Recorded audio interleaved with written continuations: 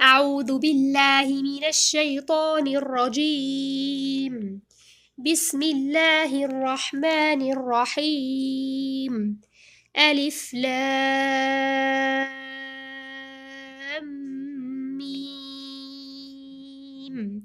ذلك الكتاب لا ريب فيه هدى للمتقين الذين يؤمنون بالغيب ويقيمون الصلاة ومما رزقناهم ينفقون والذين يؤمنون بما أنزل إليك وما أنزل من قبلك وبالآخرة هم يوقنون أولئك على هدى من ربهم وأولئك هم المفلحون.